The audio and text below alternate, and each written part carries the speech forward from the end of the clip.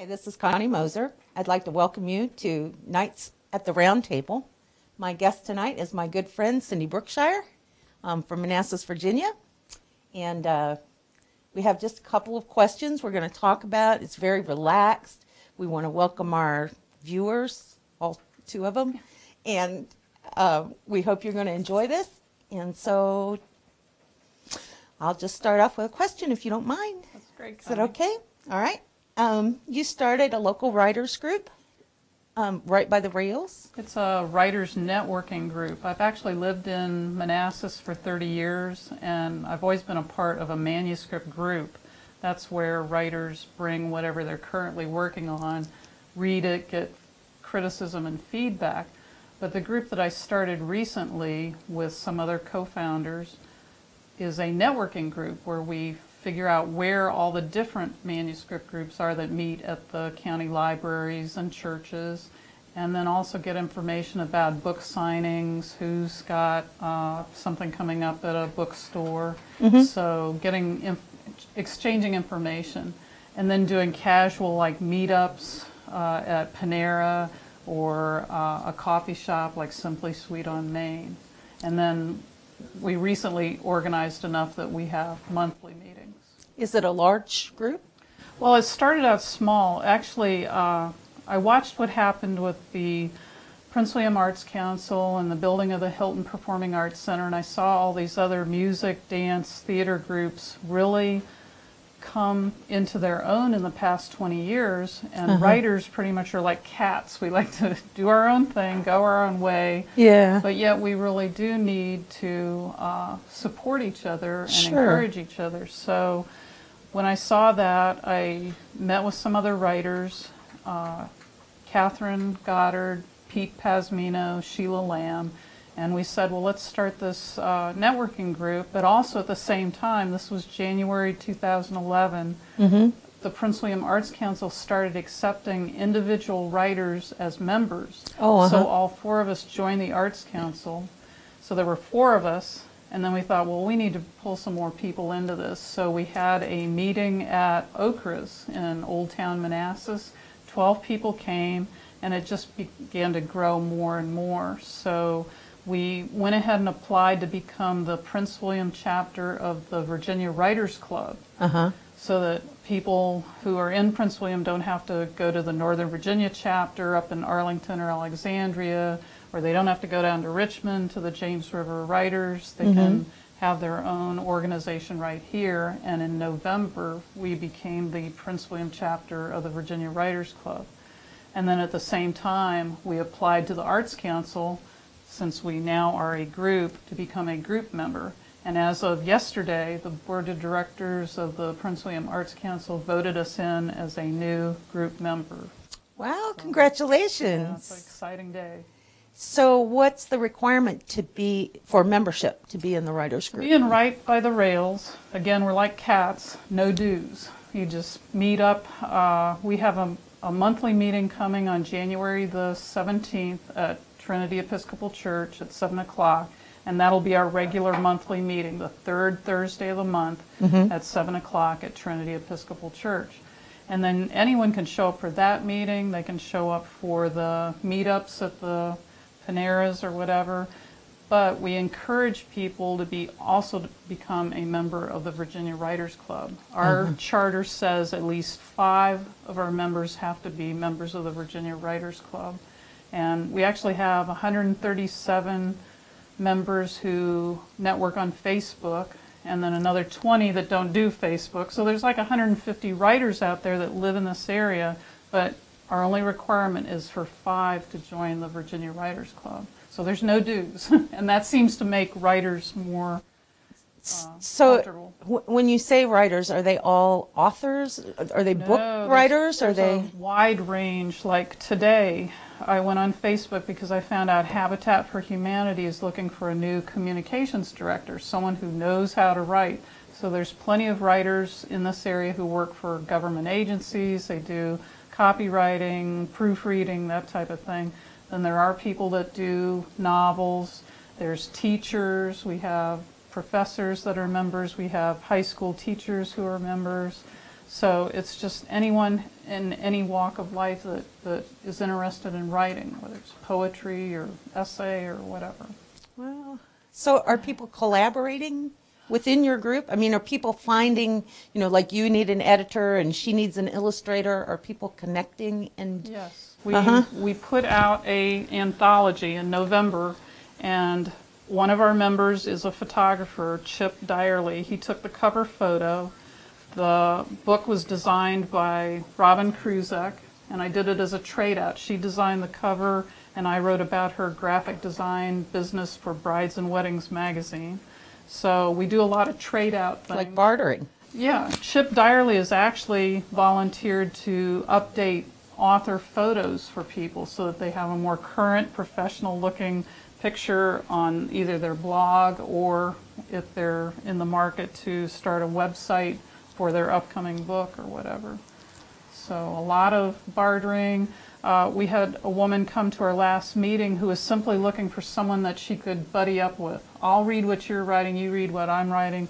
Let's push each other forward. So there's a buddy system too. Well, I actually attended my first meetup with some of the writers this week, and I had such a good time. I was so impressed that everyone is so supportive, and I belong to a lot of groups, and sometimes there's competition among people in a group. But this group is not like that at all. Everybody is eager to promote everybody else. We are like all boats rise. It's such a dynamic change in the industry these days. You're going from someone like Robert Bausch or Carol Bellicera, who are established local authors who have had their books published in mainstream by mainstream publishers. They're now looking at trying to do ebooks because the industry is changing so much. So we're all learning by the seat of our pants. Everyone's learning because there's another industry out there that wants to take advantage of you. I'll do the marketing for you. I'll edit your book for you. You pay me this much, and then the promise is I'll get you out there in the mainstream, and it just doesn't work that way anymore. If you do self-publishing, do you have the opportunity to reach a wide audience, or is it more limited? Well, this is an area I'm learning myself. There's a writer in the group, Claudia Lefebvre, who's written 3 books, and I think she's young, paranormal, something like that. But anyway, she's written these 3 books. They're ebooks. She actually sold 7,700 ebooks last year of those 3 books. And she said normally for an independent publisher who would publish an ebook, you'd sell from 100 to 300 books. Wow. But she is learning that you write a book, promote that book, start writing your next book, promote those 2 books, write the next one, and either do a trilogy or a series, and then you build your fan base like that. And then there's another writer, Adelaide Lower, who is writing a book called The Red Ribbon, and she has her own website set up. It's beautiful. It says The Red Ribbon at the top. She has her blog that she writes blog posts. She has her Twitter feed. She has a photo gallery of pictures in 15th century Spain that she used to inspire her book that she's written.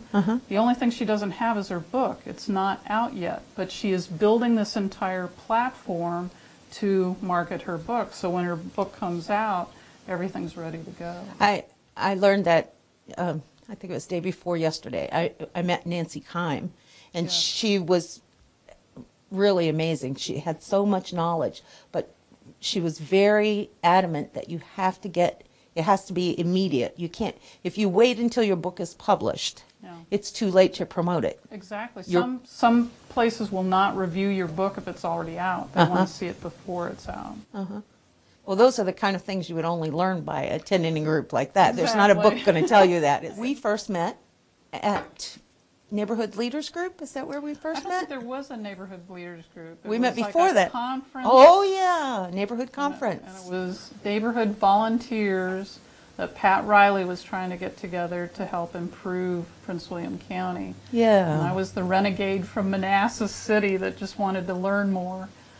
So you and I were doing parallel things, We were picking up trash.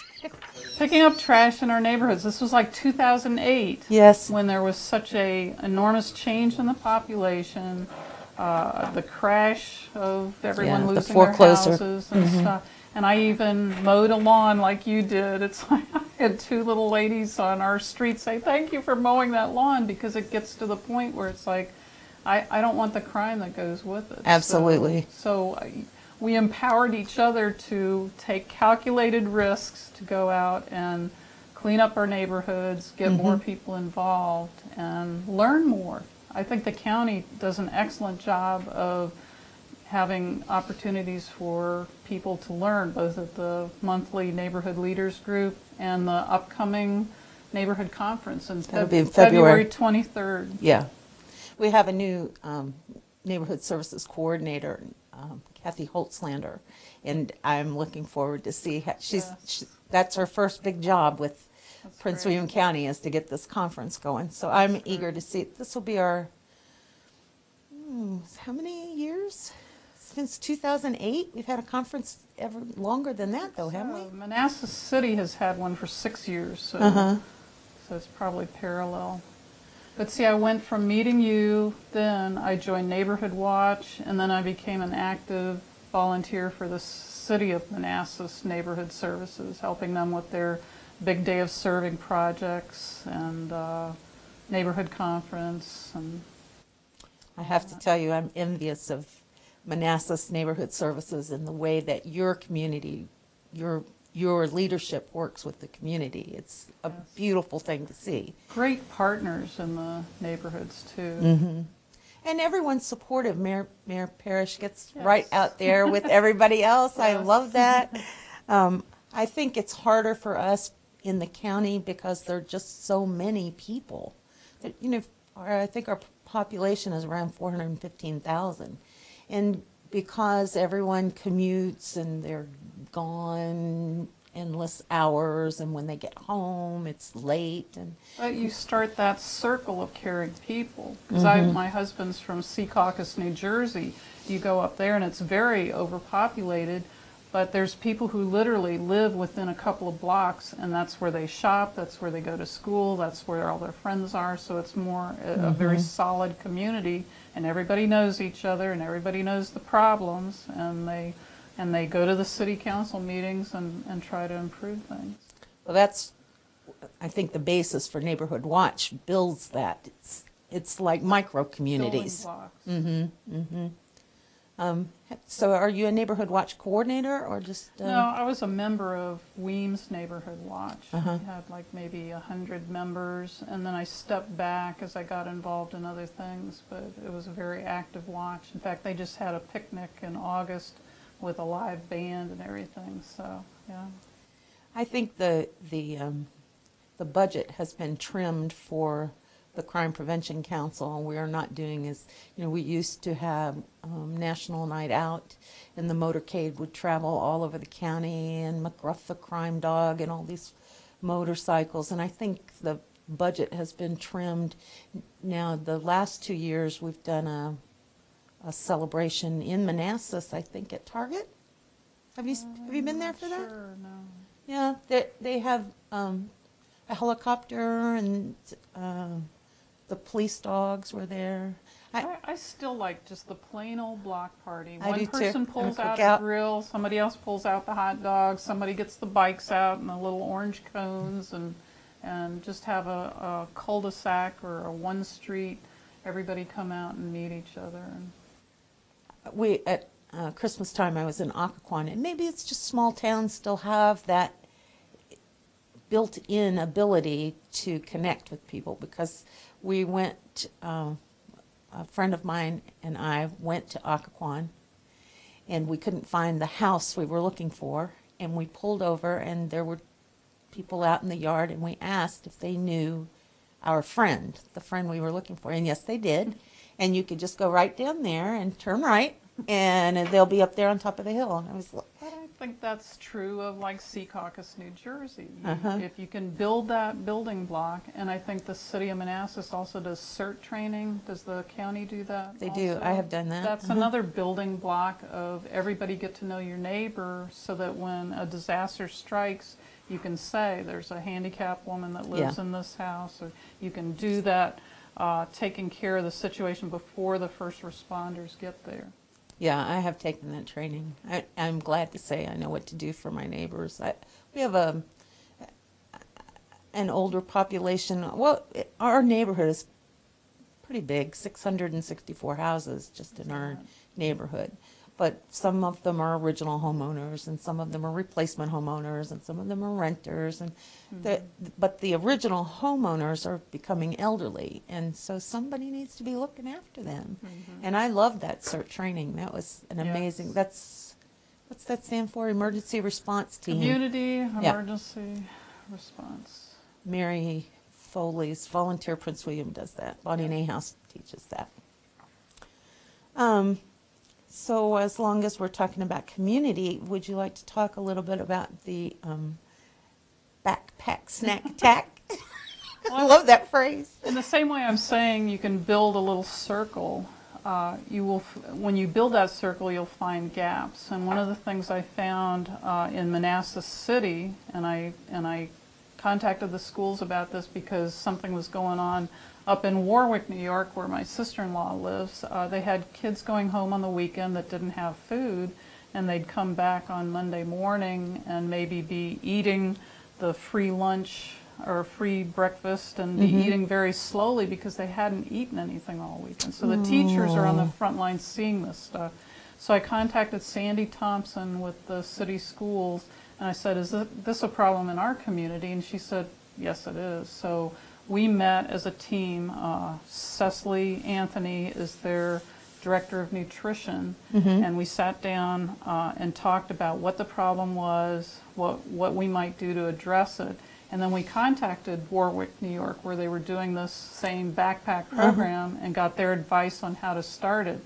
And they said, start small, get community partners, and keep it just as simple as possible. So we did a 12-week pilot program in the spring of the first year, and it worked out well. 20 students, one school, and the kids that were identified were kids who had maybe an ill parent, a sudden crisis in the family, like someone had lost a job or there was an ill parent, and they weren't hooked into services yet. So it provided the child with 6 meals in a bag that was slipped into their backpack on a Friday or a Thursday, and went home with them. So when you say a meal, like soup, like chicken soup, or a Hormel spaghetti dinner, shelf-stable milk, Dole cut-up pineapple pieces.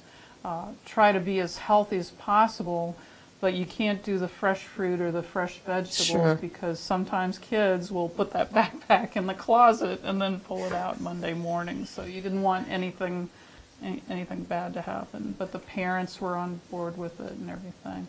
So we did the pilot. It was successful. We had Trinity Episcopal Church was the community partner, and then the next fall we took on another community partner, Grace United Methodist Church, and expanded it to 2 schools, 40 students. And the 2 years now that we've been doing it beyond that, kept it the same. We haven't grown it at all. We've just kept it at that 40 of the neediest kids in those 2 schools. So, how did you identify those children? That was something, none of the community partners had anything to do with that. That was very confidential through the schools, through the nurse or the guidance counselor or whatever. They handled that part of it. I see. And then we pulled in youth like the Key Club or the Honor Society or Church Youth Group. They were the ones that would put the food on the table, walk around the table, and put the food in the packs. So. I have talked to, well, I haven't spoken directly to Sandy Thompson, but I have been in communication with her, and I think her daughter is a Girl Scout, or I'm not sure. I don't know, but I think they're going to try to launch a program in the county as well. I spoke to another Girl Scout who wants to do one in Haymarket at Alvey Elementary School, and I think the Girl Scout Council has approved her application, but she still this month has to go before her Girl Scout Board of Review, or whatever they call it, to say exactly what she wants to do with her program. And she's now looking for partners that would help her out with that. That's pretty amazing, isn't it? The kids helping kids. I love that. Well, you learn more being hands-on. I had no idea this was a problem, and I think when you start to do the hands-on stuff, you realize that, Sure. that we all need to help each other through this. We have an Optimist Club recently formed.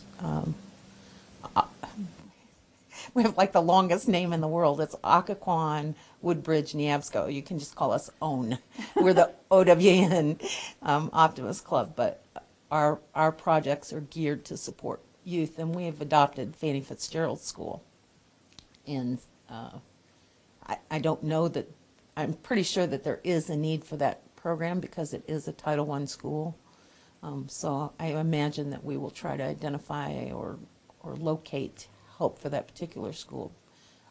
The Girl Scout that I was talking about, I believe, is interested in Bel Air Elementary School. So, Well, one of the offshoots of this weekend program was we realized that Manassas City didn't have any summer meals programs. The county does, and so this past summer a summer meals program was started. So these things tend to... So you don't even think about that, really. I mean, that for the ordinary person, you just don't think. I mean, these kids are going to school and they get breakfast and lunch or reduced price lunch 5 days a week, but then on the weekend, what do they do? And in the summer, what do they do? You just... And it's more pressure on the teachers. And what I saw being a parent of 2 kids in schools, when you're a parent of a student, there's an enormous pressure on you to be involved in the school. This brings in people from the community, from the churches, from clubs, and brings them into the schools helping out. I have to ask you, is there a stigma involved with that? I mean, What do you are mean? kids embarrassed or... Well, it's very confidential. What they do is they'll put the packs in the nurse's office. And it is at the elementary level. You do get that stigma when it's at the middle or high school level. It can be embarrassing, so we've kept it at the elementary school level. But it's very confidential. The kids put their backpacks in the nurse's office. The nurse puts the packs in, and then they go home. It's really interesting. Do you have other plans along those lines, or what's your big goal for this coming year? Do you have just one, or do you have 100? Well, the whole thing with the writers, what we were talking about, is write. I mean, we can all sit around and talk about writing really well, but I really want to see a lot of these people who work high-powered DC jobs, always talked for 10 years, 20 years about writing a book. I want them to sit down and start doing it. It's as simple as setting goals, pacing yourself, writing a little bit each day, and actually getting it done. And I think when you get that kind of peer pressure, as well as the networking of, gee, you're still talking about that book, when are you going to get started on it? And just do it. Well, that's part of the problem with being I retired, isn't it? So I have 2 books. I have a nonfiction book I'm like in a 4th draft on, and then a novel that I wrote in November during National Novel Writing Month. You wrote a novel in 1 month? Yes, I'd never written a novel. I joined, it's like a national thing. You're challenged online to produce 50,000 words in 1 month. And I was able to meet that goal, but I only met that goal because I found out they also offer you support. There was actually a write-in at the Barnes & Noble coffee shop on Sudley Road, and I had missed like a week, and I thought, oh, I'm not going to make it. I went there, just sitting in the coffee shop with all these other people on their laptops. I put out 3,000 words, just sitting. It was like being in a newsroom or something. So that helped me reach the goal. And then I found out about this group. They actually meet the year round, every Monday night, 7 o'clock in the coffee shop, Barnes & Noble, Sudley Road, and just bring your laptop and buy some coffee and write. I don't know if that would work for me. I'm more the type, don't come in here, I'm writing. Well, let's see. I know you want to talk about the, well, I really want to, I don't want to be rude, but I wanted to ask you about your big purple Yes, foot there. I got a cast today. Uh-huh. I had foot surgery 2 weeks ago, and what led me up to this was the Walk with Walgreens. It's a national program. It goes on all the time, but in the city of Manassas, they did this Step Up Challenge that started in August. People could sign up, and for the next 90 days, walk, eat healthy, lift weights, whatever it was that you felt you needed to do in your life to have a healthier life. So I thought, well, as a neighborhood services volunteer, I helped the city and Walgreens promote this program. And I thought, I'll sign up for it myself. Well, I had only walked a couple of days, and I realized I had a pain in my foot. And so I went to the doctor, and it was a long-term thing that had suddenly fallen over the cliff. My foot was going one way, my knee was going another. But it was the Walk with Walgreens that identified this. So I felt really good that, you know, having this whole, there were like 800 people who signed up for it. So I felt this community of support for, well, maybe I can't walk, but I met with a personal trainer. I started lifting weights. I went to my physician, and he now has me in a physician-led nutrition program. So I feel like even though I wasn't able to walk a step, the partnership of this city challenge helped me face some of the long-term things that I needed to face up with. So that's one of my goals in 2013, is to get my foot straight and lose weight and lead a healthier lifestyle. And I do have a video that I brought with me if you wanted to. Oh, I'd love to see that. Okay. Okay. Good morning, everybody. I want to introduce myself. My name is Rick Connor. I'm the district manager for Walgreens, and I want to thank everybody for coming today. As the city of Manassas and the great Walk with Walgreens Step Up Challenge, I'm glad to see a nice turnout here today. We got a great day, and Walgreens is really proud to be part of that and our commitment to community involvement. So I hope everybody has fun, and I wish everybody the best of luck. Good morning. At this time, I want to introduce the team captains. We have the red team. The team captain is Leanne Best. We have the white team, which is Glenn Wickers. Our blue team, the team captain is Chief Doug King, who was unable to make it today. We do have one of his officers here.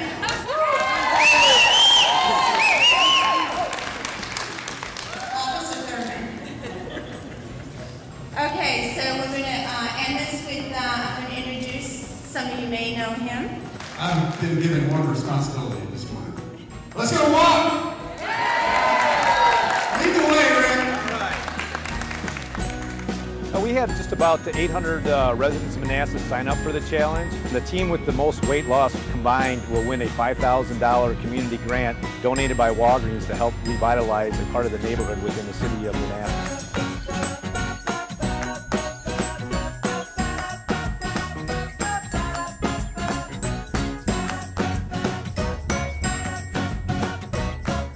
First, I just want to say on behalf of Walgreens, we're committed to helping people get well, stay well, and live well.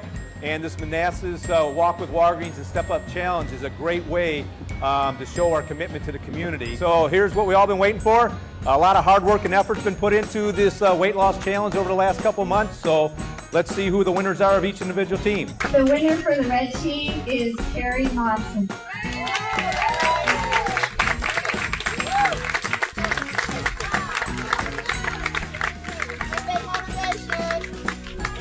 I started off when I gave birth to my son at 307 pounds.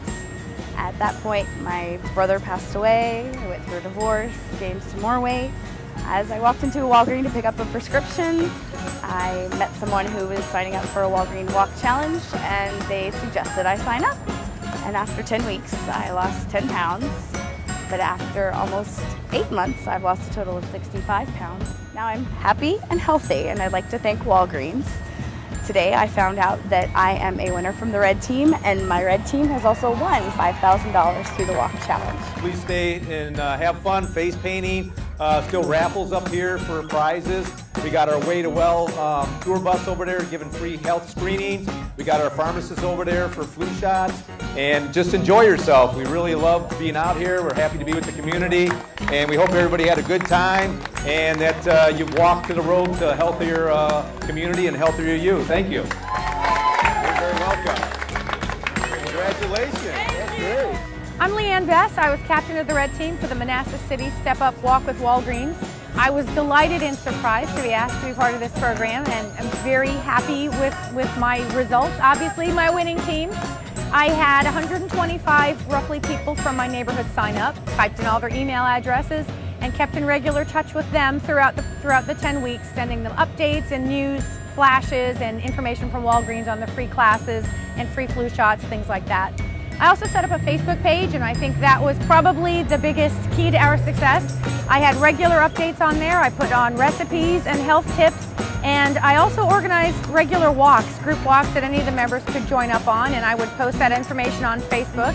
So people came to the walks, people gave information on their own personal stories, and a lot of people actually met with each other and took walks on their own without us. So we made some social bonding in addition to just getting out there for health reasons. I'm thrilled we won, not surprised, because the blue and white team did not do nearly as much as I did, so ha to them. But I'm excited that we'll be able to put in our neighborhood grant requests and to beautify our community. Thank you to Walgreens. Just want to let you know we had a great event in Old Town Manassas today. We walked from the Harris Pavilion to Walgreens here on Wellington Road. And the Walk with Walgreens program has been absolutely fantastic for Manassas and helping people stay fit.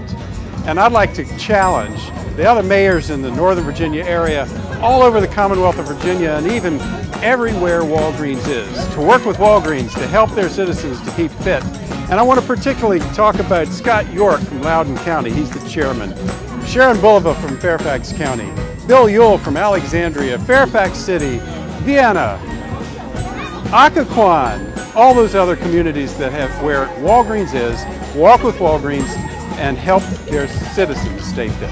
All in all, I think this was a great community event. I'm glad to see that the red team won, and the $5,000 grant will go to help revitalizing the city of Manassas. But when it's all said and done, we are all winners. As long as everybody took steps and learned to a healthier life, I think it's a win-win for everybody. So again, Cindy, thank you so much for coming tonight. I really enjoyed your visit. All right, thanks. I hope you will join us again. I'd like to call Bill in just to say goodbye, if you don't mind, and tell us a little bit about what we might going to be doing next. Thank you for coming, Cindy, and thank you. You did a great job. Hi, I'm Bill Golden, and I'm the producer, and my mission and our purpose here each week is to talk about issues of concern to Prince William and the region which impacts Prince William. You know, we're part of the national capital area, but we're also part of the Mid-Atlantic, we're part of the heartland of Virginia, and there are so many things that affect Prince William.